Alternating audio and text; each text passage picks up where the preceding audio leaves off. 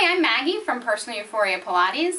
This is part 1 of our video series on 5 exercises for runners. This part I'm going to take you through and explain how to do each of the 5 exercises. And then if you watch part 2, you can quickly do the exercises, just join me, and get them done in 5 minutes or less so that they don't eat too much into your running time. But this is how you break down the exercises and do them. The first exercise in the video is the 100. So you have choices. Since our legs, if your back bothers you, feet stay on the floor. If the back's okay, you're going to rock into imprint, tucking the back and holding it against the mat. Bring one leg to tabletop and then the other, and you work in tabletop or straight legs or legs on an angle. Tabletop will keep your back the safest. You need really strong abs to straighten the legs. If the neck is okay, you nod the chin and curl up and pump the arms. If at any point the neck starts to bother you, you're going to support your head with one hand. Just make sure you switch hands if you do that. So for this, you're inhaling for a count of 5 and exhaling for a count of 5 until you get to 100. This is great work for runners because core strength is really important to keeping that upright posture. And in runners, we all work our legs a lot, but we skip our abs quite a bit. So you would do this for a count of 100. The next exercise, also great for core work, but also a good hamstring stretch, is the full roll-up.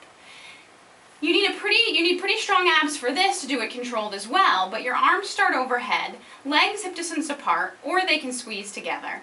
Float the arms to the ceiling, nod the chin, and peel off one vertebrae at a time, scooping that belly and reaching for your toes.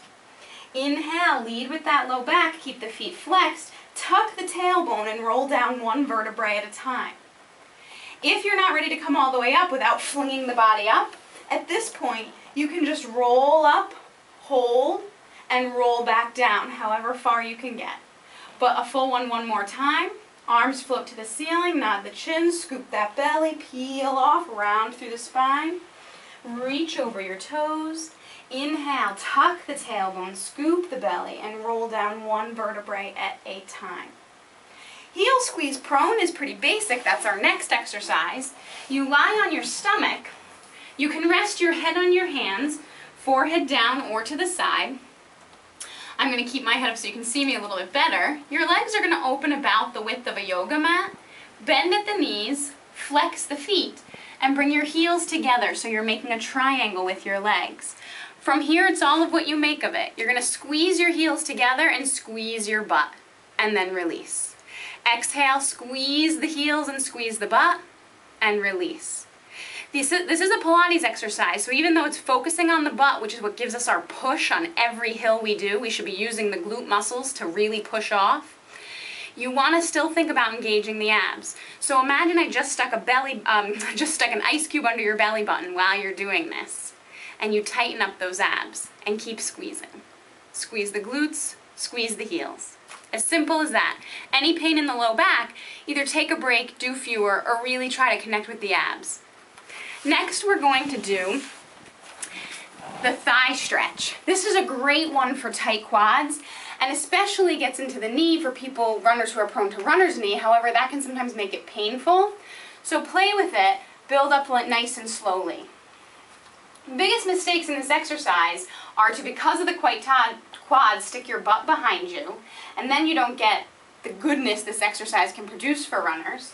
And the other tendency is to lean back at the ribs, lots of strain on the back, lots of pull on those abs.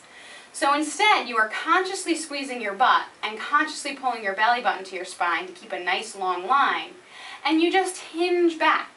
Maybe you move an inch or two in the beginning, especially if you're really tight and feel that in your knees. And if you can go further, you go ahead and go further, especially as you get more flexibility. But this is a great exercise to really stretch the full quad. If you normally do a quad stretch, just compare it. You really feel it from up here in your hip all the way down to your knee. So it stretches the full muscle and gets you more abs and butt. Also great for runners. For the hip flexor stretch, which is the last one in our series, you bring one foot forward, tuck the tailbone.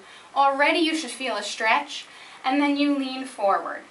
To check and make sure your front knee is safe, you want to be able to tap the ball of your foot. If the foot is behind the knee and you can't lift the ball, then the knee's at risk. And this is an exercise you can do standing in a lunge position as well. But you should feel the stretch come into your quad a little bit, but mostly through the hip flexors in the front of your hip joint. Again, scooping that belly and squeezing the glute of the back leg will intensify that stretch.